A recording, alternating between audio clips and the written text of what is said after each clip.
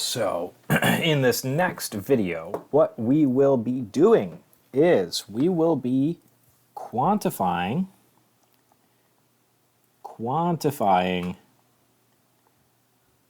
slope. So in other words, we are going to have a more rigorous approach to looking at the steepness of a line and to looking at the number value of the coefficient in front of your x term for some equation in the form y equals mx plus b. Right? Remember, this is where our slope lives.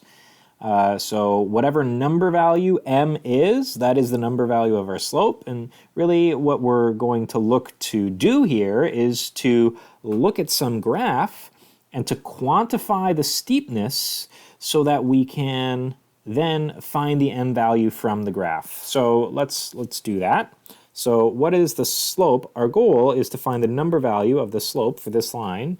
We can look at this line. By the way, we're looking at the line on the left here. We will eventually look at the line on the right. Let's maybe put a bar down here. Okay, just to separate them. So we are looking here at this line. All right.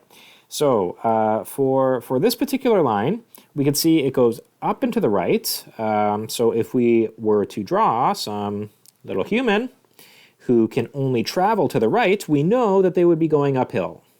So what do we know about that? Well, we can expect a positive slope. But really, that's all we can say for now. We could also really say we don't expect the slope value to be a huge number because it's not very steep at all.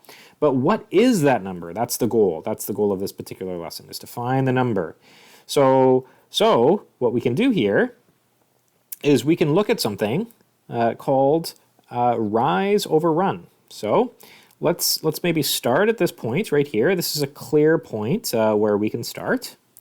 And if we're traveling to the right along this line, how far would we have to go to get to the next clear point? Well, here, this is not really a clear point to me. A clear point would be a point where we have intersections of grid lines, right? So where does this line cross an intersection of grid lines next? It's not here, it's not here, it's not here.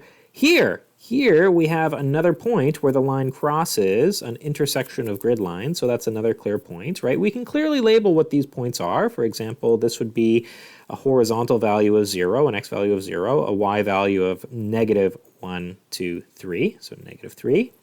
And this particular point would be an x value of 1, 2, 3 to the right, and a y value of negative 1 down. All right.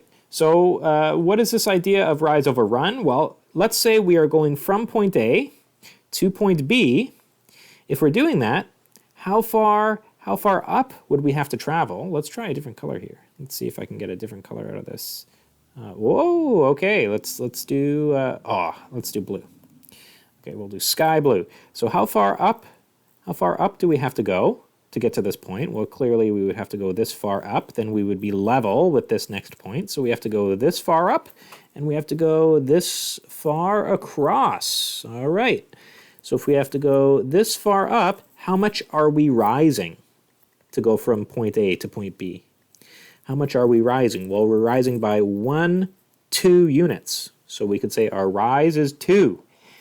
And once we've arisen 2 units, how far to the right would we have to go? How far to the right would we have to run horizontally? Well, we would run 1, 2, 3 units to the right. We would run 3 units to the right. And what is slope? Well, slope is really what we would call the ratio of how far up we have to go versus how far across we have to go. The ratio of rise over run. That's what slope is. So how far up do we have to go? We have to go 2 units. How far to the right do we have to go? We have to go 3 units. Our run is 3, so our denominator would be 3. And so this is what our slope would be for this particular line. So we know that this line, we could write it in the form of y equals mx plus b. We don't really care about b for now. We will eventually. But we can say for sure that the m value, the value of the slope, is just 2/3. Right? It's the ratio of rise over run. So that's our value of slope. And we unfortunately don't have the tools to complete this particular equation.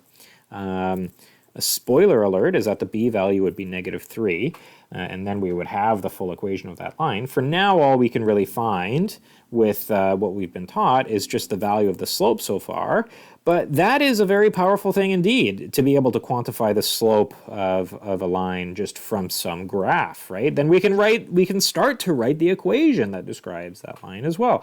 So that is how we define the slope of a line. It is how far up we go, the ratio of how far up we go versus how far across we go, the rise over the run.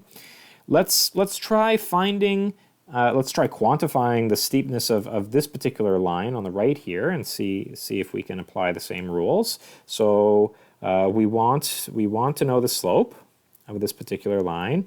We know that the slope is just going to be how far up we go versus how far across we go. What can we expect by looking at this line? Well, here, clearly, we're going downhill, right? If we drew some person who could only travel to the right, then they would clearly be going downhill on this particular line. So we would expect a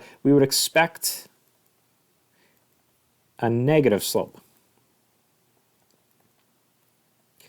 So let's see if we can identify 2 points and then find the rise over run here. Okay, so just looking for clear points where this line crosses an intersection of grid lines. This is not an intersection of grid lines. This is not an intersection of grid lines.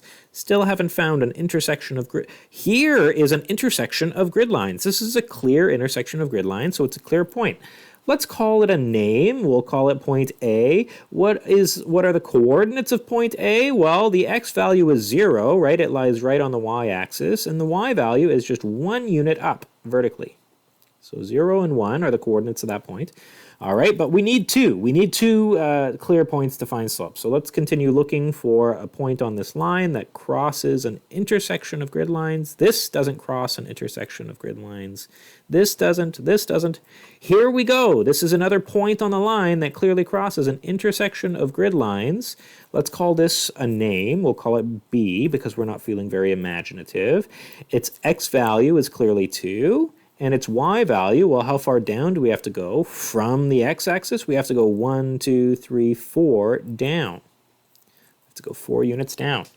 So now that we have these 2 clear points, we can look at how far up or down we have to go, right? So what's our rise? And then we can look at how far across we go, our run.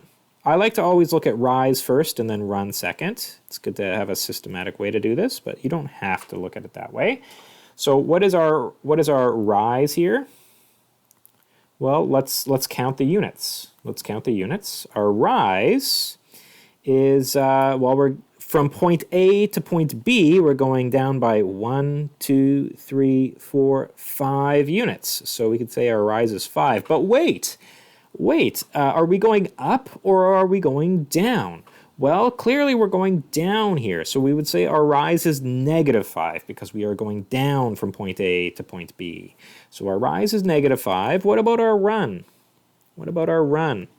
Well, our run going from point A to point B, we would have to go to the right by 1, 2 units, and that's in the positive direction, so the run is +2. So what is our rise over run? Well, we found our rise was -5, so that's the numerator of our slope. Our run was 2, so that's the denominator of our slope. So this is the value of our slope here. We could say this is our m value. Right? So we have successfully found the value of our slope. Now, this would not give us the full equation of this line, right? Because we would still need this b value here. But what it would give us is the ability to write part of the equation of this line. So y equals the slope times x. The slope is just the rise over the run, which is -5/2, plus whatever b is.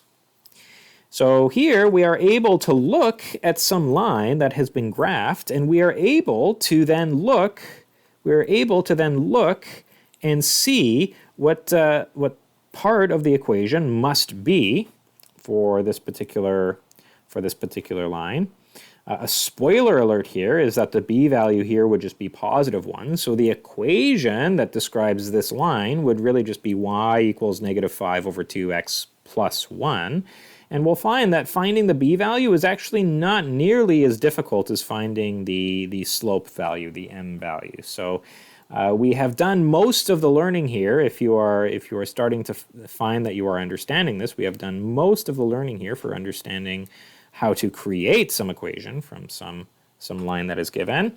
And in the next video, what we're going to do is look at what might be a little bit more complicated of a formula to find slope. It's going to be a little bit more complicated than simply m equals rise over run or slope equals rise over run. It's going to be a little bit more complicated, but it will be a lot more useful in certain situations. So I will see you then.